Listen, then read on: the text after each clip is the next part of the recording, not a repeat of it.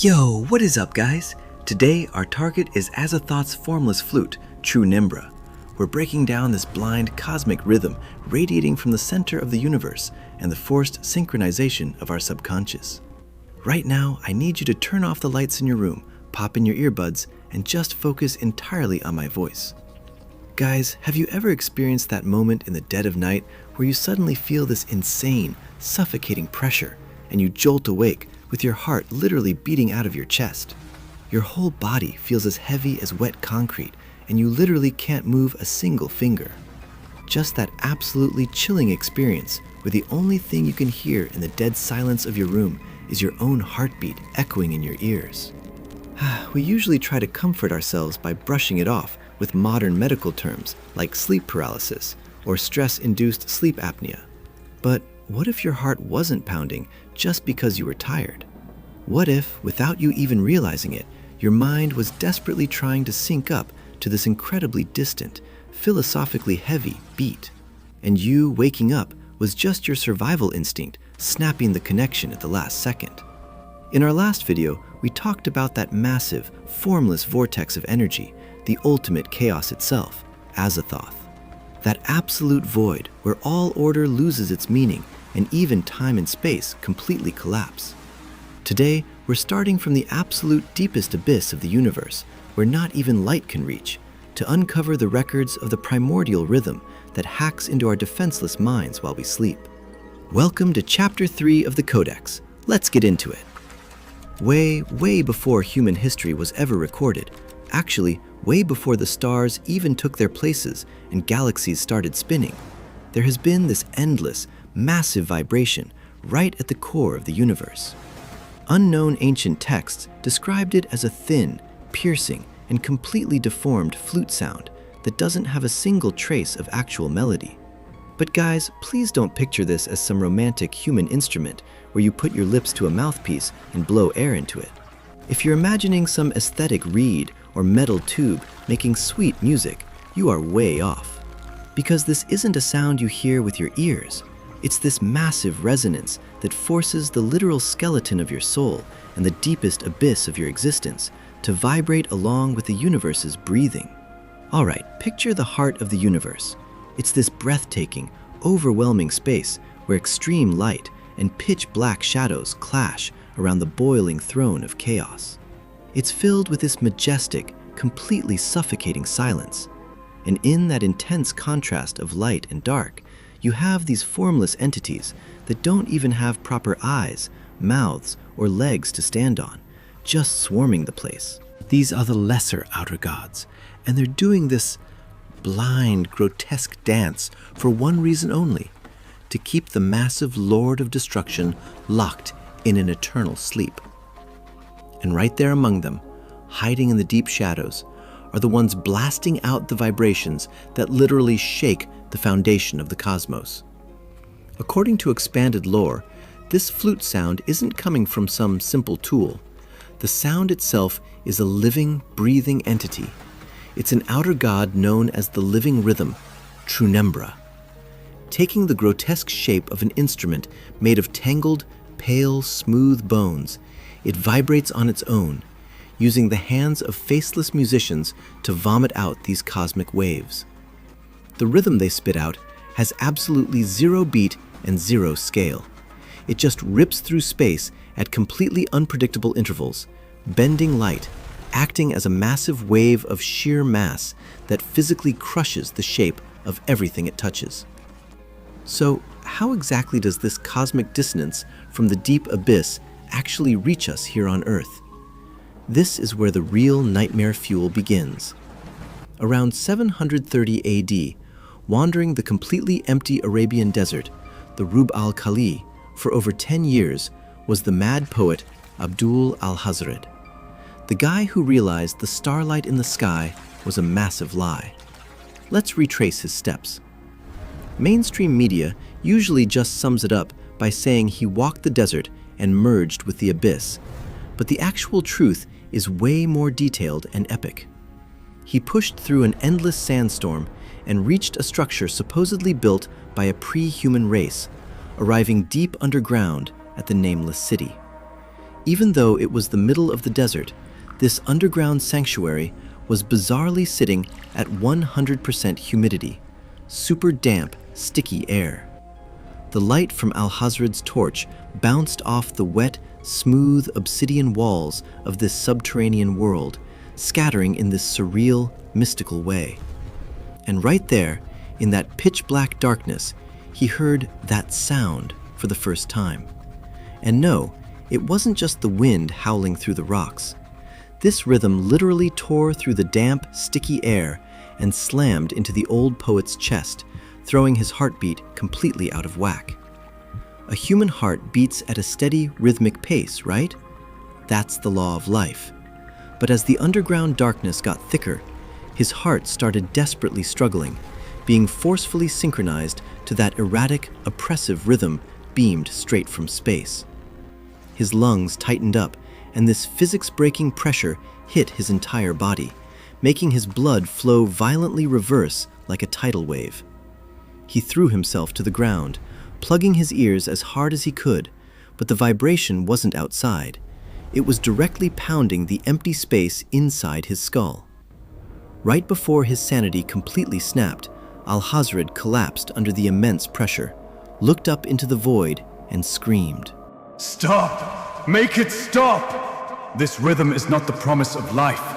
It is the unknown breath that ripped through the silence before creation. It's the sound of light screaming and time grinding down bones. I don't even know anymore if I am a human, or just a single breath spit out by that abyssal instrument. But guys, this glitch wasn't just happening in the Middle Eastern desert. Let's cross the globe and look at the massive, pitch-black swamps of North America. Deep inside this heavy, 100% humidity fog, you had these shamans building primitive mud altars and beating their drums for some unknown ritual. The torchlight reflects off their sweaty skin as this infinite rhythm courses through them. If you actually analyze their heavy breathing and the erratic rhythm of their frantic drumming, mind-blowingly, it matches up perfectly with the bizarre flute being played in that cosmic court miles beyond the starlight. How on earth did primitive tribes across continents, who had literally zero contact with each other, all perform rituals summoning an unknown god with the exact same bizarre offbeats and dissonance?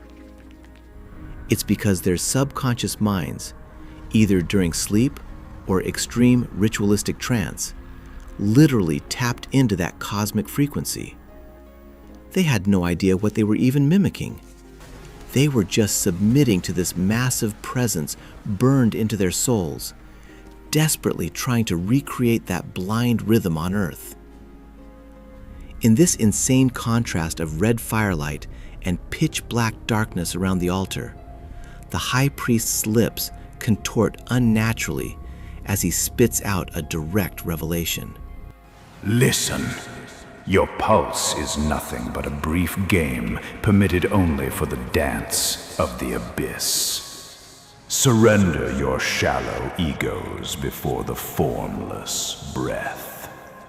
With that roar, the high priest literally levitates. A physics-defying pressure crushes the space, and an unbelievable heat instantly vaporizes the damp air. Eventually, his physical body just can't hold its shape anymore. As the unknown flute sound peaks, he completely disintegrates into the air, like scattering rays of blinding red light. It's this incredibly heavy, philosophical moment where a guy who blindly surrendered to the cosmic rhythm has his entire ego completely reconstructed by an absolute power. Even fragmented records from Gnostic texts and unacknowledged ancient religious apocrypha talk about this dissonance. They describe the creator of the world as a blind entity that transcends sight and hearing, and claimed that this material world is just a rigid system built by the dissonant music of the spheres echoing around that creator. Basically meaning that instead of the warm light and word of Genesis, a deformed, erratic wave became the massive engine expanding our universe. Seriously, picture it. In the infinitely expanding pitch-black void, this colossal energy is just blindly pulsating.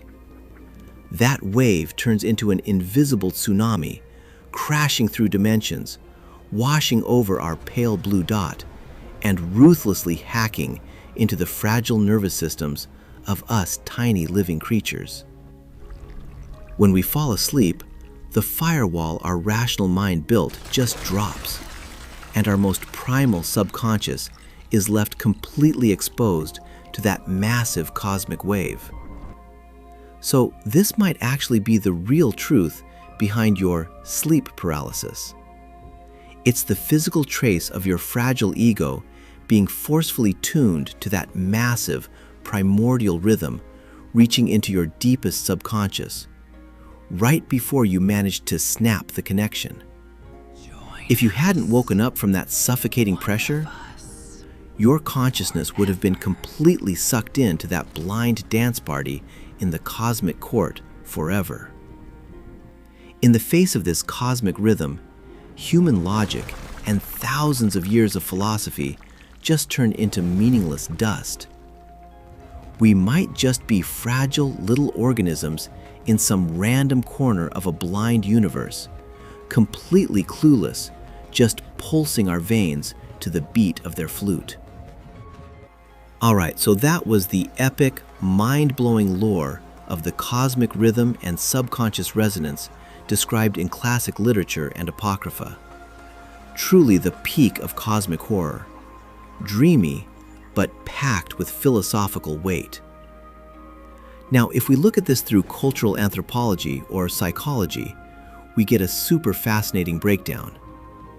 Think about African tribal drum rituals, tundra shamanism, or even modern EDM trance music using heavy, erratic bass to put people in a state of ecstasy. These are all incredibly powerful psychological triggers designed to hack our brainwaves and induce altered states of consciousness. Basically, humanity went through this tear-jerking adaptation process, taking the blind, uncontrollable chaos of nature, converting it into chaotic rhythm, and using it to forget fear and feel catharsis. But hold up. Let's drop the poetic humanities vibes for a second and bring in the cold, hard physics. I am an engineering major, remember? Honestly, guys, this epic cosmic narrative instantly falls apart into massive logical plot holes the second you apply basic physics to it. Guys, what is outer space? It's basically a vacuum with almost zero medium. Sound waves are literally just energy traveling by bumping into particles of a medium. You could be at the center of the universe, blowing that flute with the best lungs ever, and that sound wouldn't travel a single millimeter. And let's say the wave radiating from Azathoth's court actually pierced through the vacuum, traveled hundreds of millions of light years to Earth, and was strong enough to physically squeeze a tiny human heart muscle? That can't be regular sound. That would have to be an insanely massive gravitational wave that completely warps the entire grid of space-time itself. Okay, let's do the math. A cosmic-scale gravitational wave is precisely interfering with the exact heart rate of individual organisms on Earth? If a gravitational wave with that kind of insane, pinpoint-controlled density actually hit Earth, way before your subconscious even had a chance to get tainted by the unknown rhythm, the entire planet Earth would have already undergone spaghettification from the massive tidal forces and been ripped apart at the atomic level. You wouldn't wake up from an irregular heartbeat. Before you even processed reality, you'd be physically reduced to cosmic dust, forming a very pretty little ring around our solar system. Think about it. Using enough energy to completely restructure a star system just to sync up the heartbeat of some random carbon-based life form? That directly violates the universe's law of efficiency. That right there is the ultimate cosmic waste of energy, born entirely from a hardcore humanities major's imagination. But hey, what can you do? The whole cosmic horror genre is basically this beautifully crafted modern myth that perfectly blends scientific anxiety with humanities-level imagination. Knowing it's not factually accurate, but still playing along, is the best way to enjoy content, right? Even if a hardcore STEM guy like me physically cannot let it go without running the math first. Honestly, the more I think about it, the more I just want to cry about my own life choices. If I had just stayed in my lane, studied fluid dynamics in undergrad, and got a normal lab job, I'd be sitting under a blasting AC right now, synchronizing to the red-hot waves of my stock portfolio. But no. Back in my junior year, my humanities professor cornered me, staring right through those terrifying, light-bending glasses of his, asking me to discuss the philosophical truths of the universe. Ever since I got kidnapped by his blind gaze and dragged into this pitch-black basement lab, my life has been fluctuating more erratically than that cosmic dance party. People joke nowadays that liberal arts grad students are like modern-day ascetic monks. But seriously, kidnapping a perfectly fine engineering student and forcing them to translate ancient humanities texts? Isn't that a massive human rights violation? Professor, can you really not see that my hairline is currently receding faster than the expansion of the universe? The reason I wake up every night with my heart doing backflips isn't some cosmic horror. It's pure stress-induced arrhythmia from the insane paper deadlines you keep dropping on me. At this rate, I'm going to hit my absolute limit way before Azathoth wakes up and ends everything. Anyway, where does the true truth of the universe lie? In that dreamy, mythical rhetoric, or in cold, hard physics formulas? Here on the Codex, we fully encourage you guys to bring all your major-specific knowledge to the table and engage in fierce academic keyboard battles that literally reduce your opponent's logic to cosmic dust. Let's fill up the comments section with as much absolute chaos as Azathoth's court.